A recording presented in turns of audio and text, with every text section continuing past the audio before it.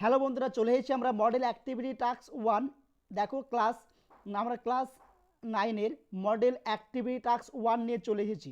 তো আমরা দেখব নিচের প্রশ্নগুলির উত্তর দাও। প্রথম হচ্ছে ডাইন ও নিউটনের মধ্যে সম্পর্ক প্রতিষ্ঠা করো। দেখো ডাইন ও নিউটনের মধ্যে সম্পর্ক প্রতিষ্ঠা করো। তাহলে এখানে দেখো 1 নিউটন, আমরা জানি 1 নিউটন সমান 1 KG into metre per second square. তাহলে 1 কেজি সেটাকে আমি যদি গ্রামে নিয়ে যাই তাহলে 10³ গ্রামস, আর 1 মিটারটাকে সেন্টিমিটার গেলে 100 সেন্টিমিটারটাকে স্কোয়ারে লিখেছে, ঠিক আছে। তার স্কোয়ার সেটাকে যদি আমরা যোগ করে দিই 3 আর 2 5, 10⁵ গ্রাম সেমি পার সেকেন্ড স্কোয়ার, সেটাকে আমরা বলবো গ্রাম সেমি পার সেকেন্ড স্কোয়ারটা আমরা বলবো ডাইন। ওকে, তারপরে কোশ্চেন হচ্ছে একটি নিস্তরিত পরমাণু কে কক্ষে 2টি, এল কক্ষে 8টি, এম কক্ষে 2টি ইলেকট্রন আছে। মৌলটির পরমাণু ক্রমাঙ্ক কত?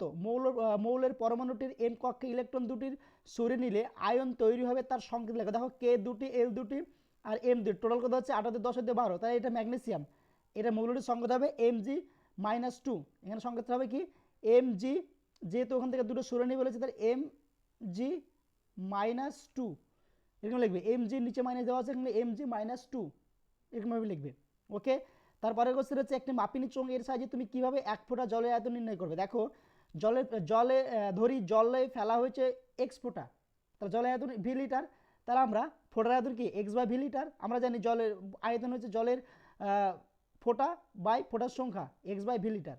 ওকে, তারপরে কোশ্চেন হচ্ছে রাদারফোর্ডের পরমাণু মডেলের ত্রুটিগুলো লেখো। দেখো রাদারফোর্ডের পরমাণু মডেলের ত্রুটিগুলো এখানে দেওয়া আছে, তোমরা লিখে নিবে।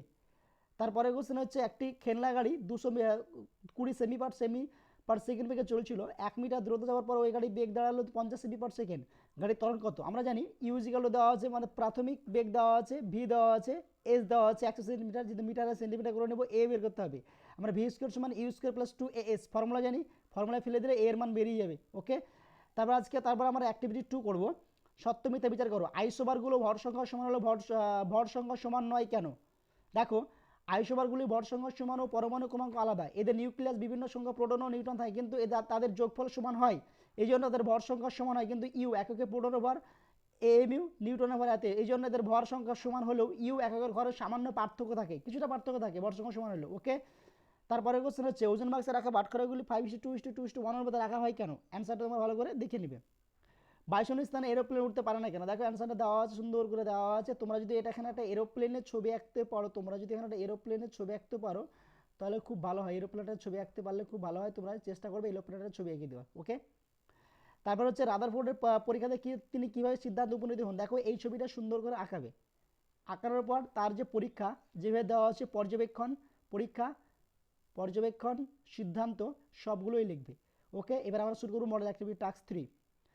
নিচের প্রশ্নগুলোর উত্তর দাও। বিজ্ঞানের বিভিন্ন শাখায় অ্যাভোগাড্রো সংখ্যার গুরুত্ব আলোচনা করো। দেখো প্রথমে হচ্ছে অ্যাভোগাড্রো সংখ্যার গুরুত্ব, প্রথমত দ্বিতীয়। তোমরা এখানে একটা 1 নম্বর পয়েন্ট করবে, 1 নম্বর, এটাকে 2 নম্বর পয়েন্ট দিবে, এটাকে 3 নম্বর পয়েন্ট দিবে, দিয়ে এভাবে পরপর লিখবে, ঠিক আছে। আর এটাকে এখানে হচ্ছে 4 নম্বর পয়েন্ট দিবে, পরপর লিখবে। ওকে, তারপরে কোশ্চেন হচ্ছে এসটিপিতে গ্যাসীয় এমন একটি যৌগের দেওয়া আছে ভর সংখ্যা 3.2 গ্রাম হলে যৌগটি গ্রামাণবিক সংখ্যা নির্ণয় করো। এসটিপিতে 3.2 গ্রাম গ্যাসীয় যৌগটির আয়তন কত? এক সুন্দরভাবে দেওয়া আছে। প্রথমে যে কোনো সংখ্যার মধ্যে যেমন এত সংখ্যা পরমাণু 3.2 গ্রাম, তাহলে এক সংখ্যা 3.2 দিয়ে ভাগ করে দাও, তাহলে অ্যাভোগাড্রো সংখ্যা, এটাকে বলা হয় অ্যাভোগাড্রো সংখ্যা। তাহলে অ্যাভোগাড্রো সংখ্যা দিয়ে ভাগ করো, তাহলে এইটা হবে 64 গ্রাম। তাহলে 64 গ্রাম হলে অ্যাভোগাড্রো সংখ্যা দিয়ে। তারপর এসটিপিতে 64 গ্রামের আয়তন আমরা সবসময় 22, আমরা জানি যে কোনো গ্যাসের আয়তন 22 লিটার, 22.4 লিটার। তাহলে 1 লিটার আয়তন কত? 1 লিটার হচ্ছে 22.4 লিটার 64, তাহলে কত?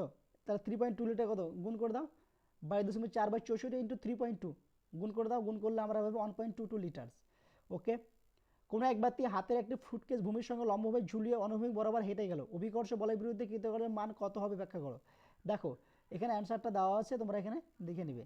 তারপর একটা অঙ্ক আছে, 100 গ্রাম ভরের 500 মিটার উচ্চতা থেকে বাধায়ন করতে শুরু করলে 3 সেকেন্ড পরে তার গতিশক্তি কত হবে। দেখো আমরা জানি যে গতিবেগ 1/2 mv স্কোয়ার, কি 1/2 mv স্কোয়ার গতিবেগ, এখানে লিখবো 1/2 mv স্কোয়ার। তাহলে এখানে সবার মান দেওয়া আছে। এবার এখানে ইউ সমান U plus V is equal to, মানে এখানে ভি এর মানটা দেওয়া নাই, তাহলে এখান থেকে তোমার ভি এর মানটা বের করতে হবে। ভি এর মানটা কত? এটা বেরোলো। এবার আমরা 1/2 mv স্কোয়ার ফর্মুলায় ফেলে দেবো, তাহলে আমার অঙ্ক হয়ে যাবে। ওকে, যেহেতু এখানে জুল কেন, এই ইউনিটগুলো ভালো করে দিবে। এখানে আমরা জানি যে যে কোনো শক্তির একক জুল, তাহলে এই জুলটা ভালো করে এইগুলো দিবে, ইউনিটগুলো দিবে। খুব সুন্দরভাবে করবে, ভালোভাবে করবে, এই থেকে তোমাদের পরবর্তী ক্লাসের নাম্বার হতে পারে। ওকে, থ্যাংক ইউ। আজকে এই পর্যন্ত, পরবর্তী আবার নেক্সট ক্লাস নিয়ে হাজির হবো।